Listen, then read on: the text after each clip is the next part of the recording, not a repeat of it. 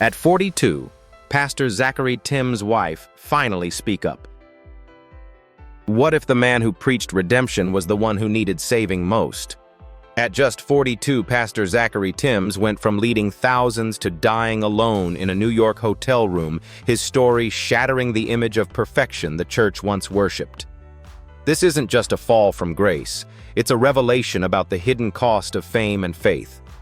Before you judge, listen closely, because the truth behind his rise and tragic end will change how you see redemption forever.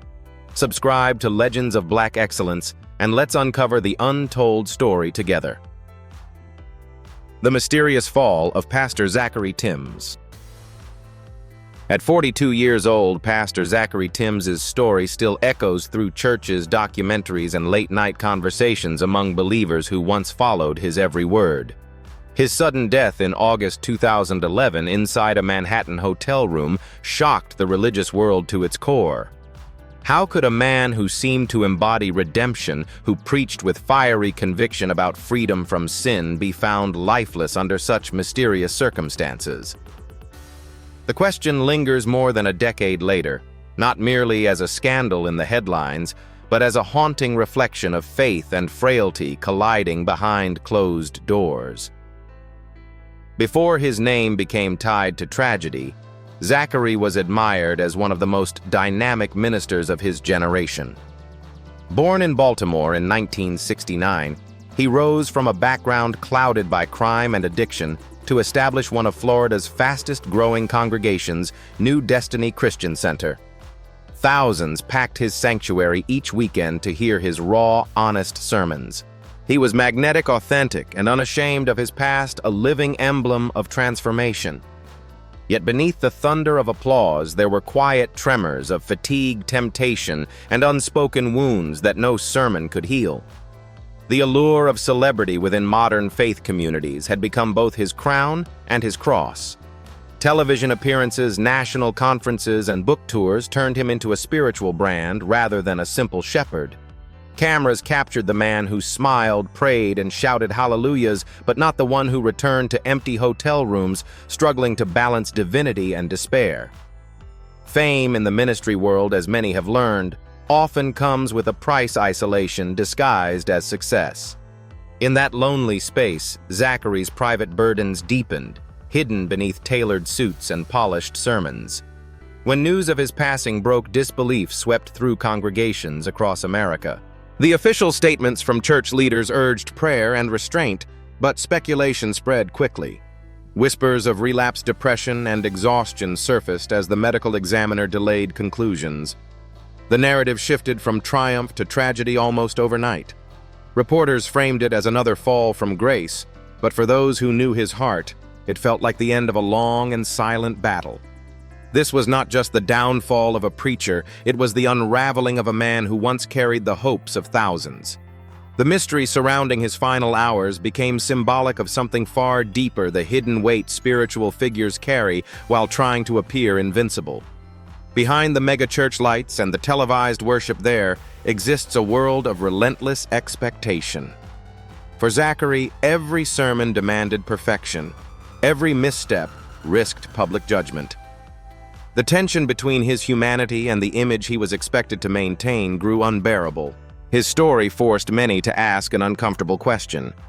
Can a pastor truly remain whole when the world refuses to let him be human? Today, as documentaries revisit his life and former members recall his voice echoing through crowded sanctuaries, Pastor Zachery Tims stands as a symbol of both inspiration and warning. His rise proved that redemption is real. His fall reminded us that brokenness does not discriminate. The tragedy of his death is not confined to headlines. It is a mirror held up to every believer, challenging them to look beyond perfection and recognize the fragile soul behind the pulpit. In that truth lies the real lesson: before fame, before failure. There was a man who sought God with everything he had and lost himself trying to meet the world's impossible expectations. From the streets to salvation. Born in Baltimore in 1969, Zachery Tims entered a world where survival often mattered more than dreams. The city's streets, lined with poverty and unrest, offered few chances for young men like him to escape the cycle of broken families and violence. Raised by a single mother who fought to keep faith alive amid hardship, Zachery's early years were marked by rebellion, loneliness, and an aching hunger for purpose. By his teenage years, that hunger turned destructive. The lure of fast money and temporary relief drew him into a dangerous crowd, and soon drugs replaced direction. What began as experimentation with crack cocaine spiraled into full-blown addiction, a descent that nearly cost him his life before adulthood. When the police finally caught up with him, Zachery was just another statistic, a young man facing prison consumed by his own mistakes. Yet within the cold walls of confinement, something extraordinary happened. Alone in his cell, stripped of the chaos that had defined his life, he claimed to have heard a voice. Not the voice of a guard or another inmate, but one that spoke to his soul. It was, he said, the voice of God. In that moment of despair, a spark of clarity ignited. He fell to his knees and made a promise, if given a second chance, he would devote the rest of his life to serving others, to proving that redemption is real. True to that vow once released, Zachery began to rebuild from the ground up. He sought knowledge not in the streets, but in classrooms. Enrolling at the University of Maryland, he pursued a degree in psychology, a choice that reflected his determination to understand the human mind and the wounds that drive people towards self-destruction. For the first time, education became his liberation. Professors described him as focused and deeply introspective, a man who studied not just to pass exams, but to find meaning in what he had survived. His transformation was quiet, yet profound, and with every semester, the boy who once lived in the shadows was learning how to stand in the light. After graduation, Zachery began speaking at small community gatherings, sharing his journey with others who felt beyond saving. His voice carried the conviction of someone who had walked through hell and returned with proof that grace exists. Listeners saw not a preacher but a living testimony that no pit is too deep for faith to reach. The more he spoke, the more lives he touched. Men struggling with addiction, single mothers clinging to hope, and teenagers lost in anger all found something familiar in his words. His message was simple, yet powerful. Transformation begins when you surrender the fight to God. As doors opened, so did hearts. Churches invited him to share his testimony. Local ministries began to see him as a bridge between the broken and the divine. He wasn't preaching doctrine, he was sharing deliverance. In a world cynical about miracles, his life stood as undeniable evidence that faith could rewrite even the darkest stories. Those early years of service would lay the foundation for everything that followed: the sermons, the leadership, and the empire he would one day build in Florida. But more than that, they forged in him a compassion for the struggling and an understanding of the fragility of human strength. Zachery Tims' path from inmate to inspirer wasn't paved with perfection. It was carved by mercy. His encounter with God inside a jail cell became the cornerstone of a new identity, a shepherd born from suffering. Long before the cameras, before the fame, before the tragedy that would later define his legacy, there was simply a young man who fell to his knees and decided to rise differently. His story reminds the world that grace doesn't choose the righteous, it redeems the willing. Building the New Destiny Christian Center. When Zachery Tims and his wife Reva packed their modest belongings and left Maryland for Florida in the mid-1990s, they carried little more than faith and a dream. The two believed that God had called them to build something extraordinary, a spiritual refuge for the lost, the broken, and the searching. They arrived in Apopka just outside Orlando without the wealth or recognition that would later surround their names. What they had instead was conviction. In a rented space with folding chairs and borrowed microphones, they launched what would become New Destiny Christian Center, a church destined to redefine the landscape of modern ministry. At first, only a handful of believers gathered in that small room. The services were intimate, filled with raw emotion and unpolished sincerity. Zachery preached with passion drawn from his own scars, while Riva led worship with warmth that drew people in. Word spread quickly here was a couple who spoke not from theory, but from experience. Their transparency gave hope to those who had been written off by life. Within months, the little congregation began to grow, filling every available seat.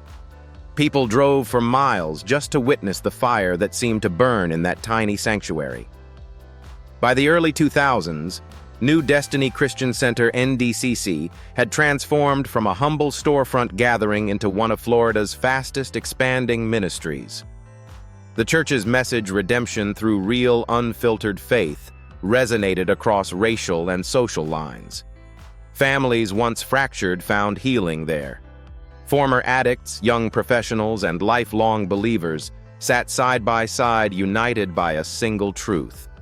If God could change Zachery Tims, he could change anyone. The atmosphere was electric charged with music, testimony, and revival energy. Week after week, hundreds turned into thousands until NDCC could no longer contain the crowds within its walls. National attention soon followed. Invitations poured in for Zachery to preach at conferences and appear on Christian television. When the Trinity Broadcasting Network (TBN) began airing his sermons, his message reached millions. His dynamic delivery, blending humor, street wisdom, and theological depth, set him apart from traditional pastors. Viewers saw in him a man who embodied both passion and pain, a living bridge between the pulpit and the pavement. Meanwhile, Riva remained the steady heartbeat of the ministry, overseeing programs mentoring women and grounding the church in prayer. Together, they were a powerful force, a modern example of partnership in both marriage and calling. For the members of NDCC, their pastors weren't distant figures on a stage. They were family. Congregants celebrated births, mourned losses, and served the community side by side with the Timses. Food drives, youth outreaches, and citywide prayer events became the backbone of the church's reputation. Locals called it a hospital for the soul. As the media spotlight grew, so did the expectations. Zachery found himself balancing the dual identity of pastor and public figure, while Riva managed the ever-expanding church operations. The couple's unity seemed unshakable, their ministry unstoppable. By the mid-2000s, New Destiny Christian Center was drawing over 7,000 attendees each week, its services broadcast nationwide. To the world, Zachery Tims had become a symbol of divine transformation, a man who had turned his pain into purpose and built a spiritual empire from faith alone.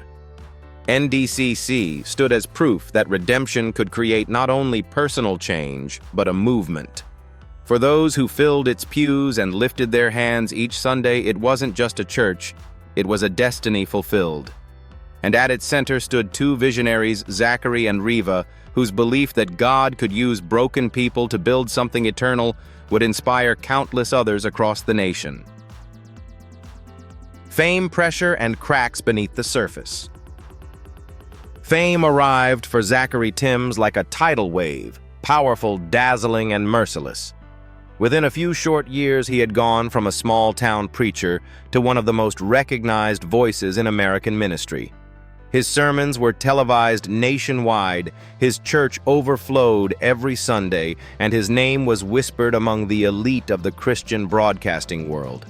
Everywhere he went, crowds gathered to shake his hand, snap a photo, or ask for prayer.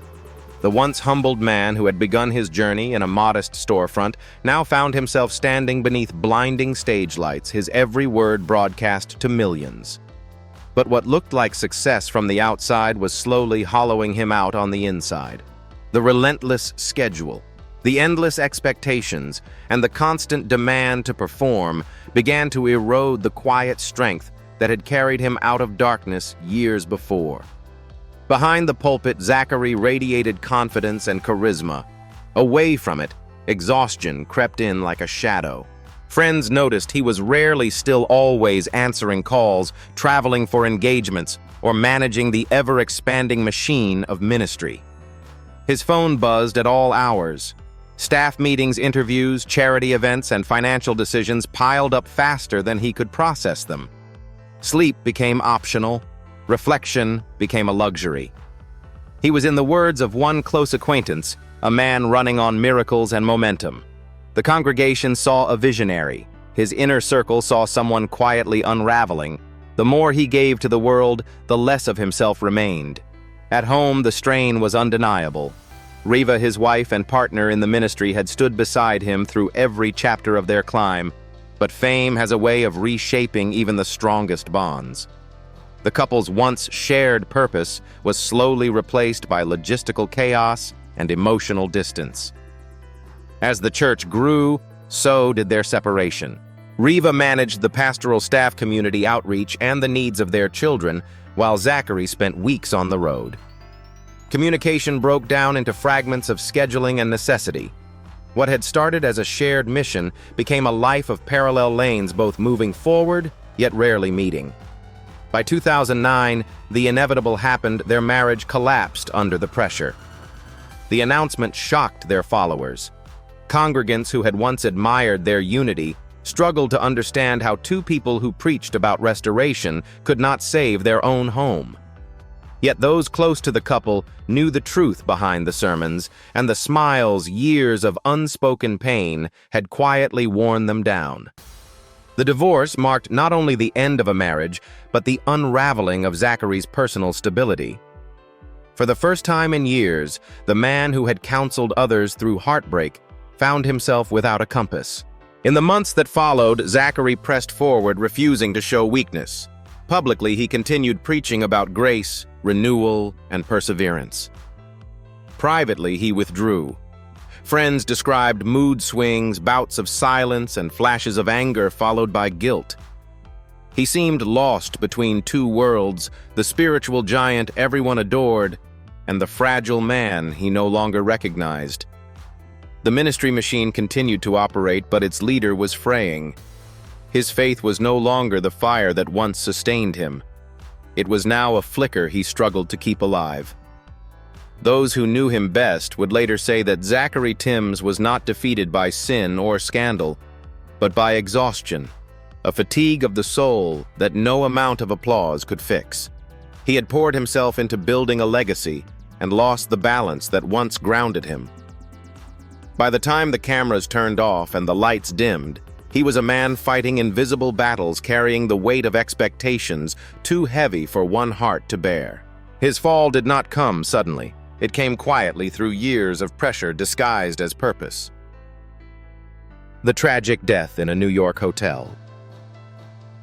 In the humid heat of August 2011, the headlines that no one expected began to spread. Pastor Zachery Tims, the charismatic leader who had once electrified pulpits across America, was found lifeless in a room on the 37th floor of the W Hotel in New York City. The discovery came quietly at first. A hotel employee performing a routine check knocked several times, received no answer, and entered the suite. What they found would send shockwaves through the religious world. Zachery Tims, just 42 years old, lay unresponsive.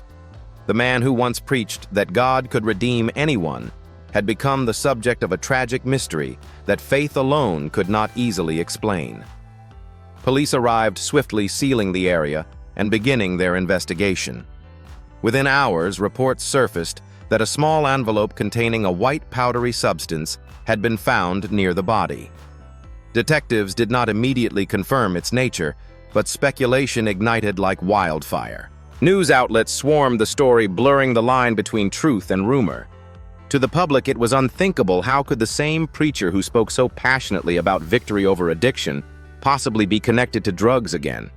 Yet behind the flashing cameras and sensational headlines, officers quietly documented every detail, preserving a scene that hinted at relapse rather than conspiracy.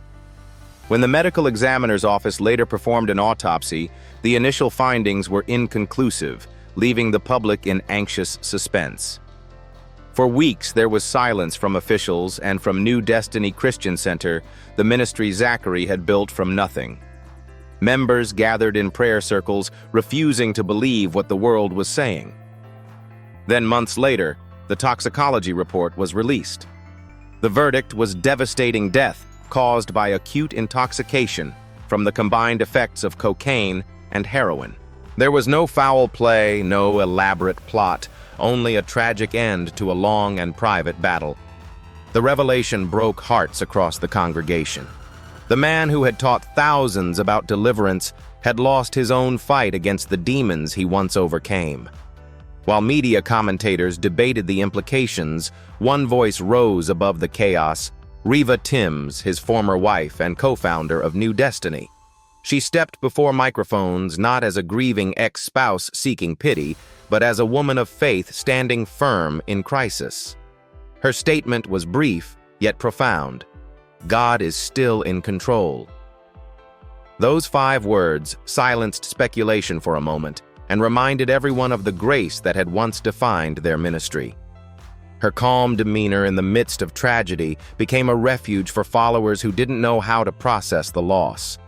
She refused to speak with anger, choosing instead to honor his memory and the lives he had transformed through his message. At New Destiny Christian Center, sorrow turned to disbelief. Thousands gathered for candlelight vigils, worship services, and spontaneous prayer meetings. Some wept openly, others simply sat in silence. The sanctuary that had once echoed with Tims's booming sermons now filled with the sound of sobs and whispered prayers. Members clung to one another, struggling to reconcile the man they admired with the reports now filling the airwaves. Many refused to judge him, insisting that his humanity did not cancel his impact. To them, he remained the pastor who had lifted their spirits when they were broken.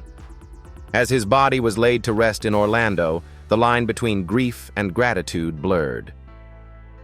Pastors, celebrities, and ordinary believers filled the funeral service, celebrating a flawed yet powerful servant of God. The tragedy of his death left lingering questions about accountability, isolation, and the silent pressures of leadership, but also reignited a deeper conversation about compassion within faith communities. In the end, Zachery Tims's passing was not merely a scandal. It was a sobering reminder that even those who lead others to redemption still need redemption themselves. Leadership battles and church controversy.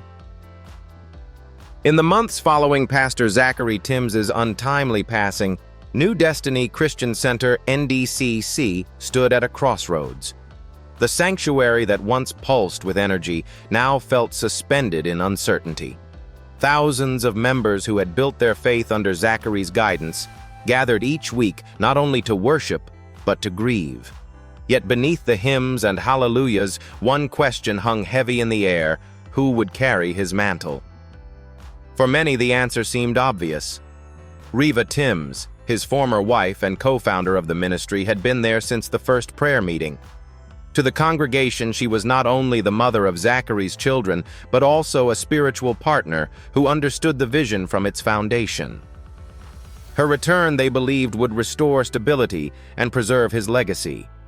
However, the board of directors saw the matter differently. As weeks passed, internal discussions intensified behind closed doors. Church leadership quietly weighed their options, balancing spiritual duty with financial responsibility. Then came the announcement that changed everything. Paula White, a prominent televangelist with a national platform and a close associate of the Tims family, would step into the role of senior pastor. The decision, intended to ensure continuity and strength, instead ignited a firestorm. Congregants erupted in disbelief. Many viewed it as a betrayal not just to Zachery, but to the memory of Zachery himself. The reaction was immediate and visceral. Social media channels filled with outrage. Prayer circles turned into debates. Members split into factions, those who supported Paula White's appointment, seeing her as a stabilizing influence, and those who rallied behind Zachery, demanding that the church's spiritual birthright be returned to its rightful co-founder. Sunday services became emotionally charged. Longtime volunteers resigned, families stopped attending, and donations wavered. What had once been a united ministry was fracturing before the nation's eyes. Local and national outlets seized the story, portraying it as a modern-day battle for power in the house of God. Paula White, already known for her television ministry and ties to global Christian networks, addressed the congregation with poise. She assured them that her intentions were pure, that she came not to replace Zachery's vision, but to nurture it. Her sermons emphasized unity, healing, and moving forward in faith. This is about continuing God's work, she said, her voice measured yet firm. Still, her words did little to calm the storm. To Riva's supporters, she represented intrusion, an outsider chosen by a board disconnected from the church's soul. Behind the scenes, tensions grew as lawyers entered the picture. Determined to defend what she considered sacred, Zachery Tims filed a lawsuit against NDCC and its leadership board. Her claim was clear: the process had been handled without transparency or respect for the ministry's founding spirit. She argued that New Destiny had been born out of shared vision and sacrifice, and that Zachery's legacy could not simply be transferred by corporate decree. The case became headline news, with major Christian networks and secular media alike covering each court development. The story wasn't merely legal, it was deeply emotional, a collision between faith and governance, conviction and control. As proceedings dragged on, NDCC's once vibrant congregation continued to dwindle. The divide was not just organizational, but spiritual. Friendships ended, trust eroded, and the community that Zachery had built on unity was bleeding from within. Though settlements and leadership transitions eventually followed, the scars remained. For many, the controversy served as a cautionary tale about what happens when faith institutions become entangled with politics and power. In the end, the question was never truly answered. Who inherited New Destiny, the board that owned it, or the woman who helped build it? The silence that lingered long after the final ruling spoke louder than any sermon ever could. Zachery Tims' journey of healing and forgiveness. After the turbulence surrounding New Destiny, Christian Center had finally begun to fade. Zachery Tims made a decision that would redefine her future and heal her spirit. Instead of waging endless battles for control or recognition, she turned her focus toward rebuilding not the same church, but her own faith, her own purpose. In 2012, she founded Majestic Life Church in Orlando, Florida, a ministry born from pain, but rooted in renewal. This time, there were no cameras, no boardroom politics, and no echoes of scandal, only worship, community, and a quiet determination to prove that new beginnings can rise from ashes. Riva's mission for Majestic Life was simple yet profound: to create a place where broken people could be made whole again. Her sermons did not dwell on controversy. Instead, they pulsed with empathy. She spoke about forgiveness as a discipline, not an emotion, and about grace as something that must be lived, not merely preached. Week after week, she reminded her congregation that every setback is an opportunity for transformation. "You can't heal by holding on to hurt," she once told her listeners, her voice firm but tender. Those words resonated with people who had known heartbreak, betrayal, or loss. In her authenticity, they found refuge. The new church began modestly, much like the early days of New Destiny. But soon, its message of hope and restoration drew hundreds. Families seeking direction, single parents struggling to stay afloat, and former members of NDCC who longed for peace began filling the seats. Many said that attending Majestic Life felt like a homecoming, not to the past, but to a version of faith untouched by fame. Riva's leadership style was different now, quieter, gentler, and deeply rooted in transparency. She no longer sought to build an empire. She sought to nurture souls. Although she rarely mentioned her late ex-husband publicly, his influence was impossible to ignore. When she did refer to Zachery Tims, it was never with bitterness. She spoke of his passion, his gift for connecting with people, and the lessons learned through both his triumphs and his tragedy. "We honor what God did through him," she told her congregation, "and we continue that work not in sorrow, but in strength." In those moments, it became clear that Riva had found peace with the past. She refused to let grief or resentment define her story, choosing instead to let compassion rewrite it. Under her leadership, Majestic Life Church grew into more than a place of worship. It became a sanctuary for second chances. Outreach programs fed the hungry, counseled the addicted, and empowered young women to pursue education and faith with equal conviction. Testimonies of healing and reconciliation began to echo through the congregation. Her ministry was no longer about defending a legacy, but about living one. Members often described her as a mother in faith, someone who led not from a pulpit of power, but from the humility of experience. Years later, as the crowds at Majestic Life continued to grow, Riva's story stood as a testament to resilience. She had endured loss, public scrutiny, and betrayal, yet she emerged not hardened, but softened by grace. The shadow of new destiny no longer loomed over her. It had become a reminder of where she had been, not who she was. Through her steady voice and unwavering faith, she carried forward the best of what Zachery had begun, the belief that no life, however fractured, is beyond redemption. In choosing healing over hostility, Riva Tims didn't just rebuild a church. She rebuilt herself, proving that grace is the final word on every broken chapter. Legacy, grace, and the humanity behind the pulpit. Years after the tragedy that ended his life, Zachery Tims continues to occupy a space between inspiration and sorrow, a name that evokes both admiration and reflection. His journey from the streets of Baltimore to the pulpit of one of America's most vibrant ministries remains one of faith's most complex parables. To some, he was a cautionary tale about the dangers of unchecked fame. To others, he was proof that redemption can coexist with imperfection. But beneath every headline and whispered opinion lies a deeper truth. Zachery's life, however turbulent, became a mirror through which believers could see the fragility of their own humanity. In that reflection, they found not judgment, but understanding. The message of grace, the very theme that defined his ministry, has outlived him. Grace was the heartbeat of every sermon, the word he repeated until it became almost sacred in his congregation. "You can be called by God and still be broken," he once declared in a sermon that now echoes like prophecy. Those who heard it remember the conviction in his voice, the trembling honesty of a man who knew pain intimately. Today, that statement stands as both confession and legacy. It reminds Christians everywhere that divine calling does not erase human struggle. It redeems it. Through that lens, Zachery's fall was not a defeat, but a reminder that even broken vessels can still pour out light. At New Destiny Christian Center, the echoes of his teachings remain woven into the fabric of worship. Though new voices fill the stage and new leaders guide the congregation, many longtime members still speak of him in the present tense. His words, once broadcast across television networks, now live quietly in testimonies shared between worshipers.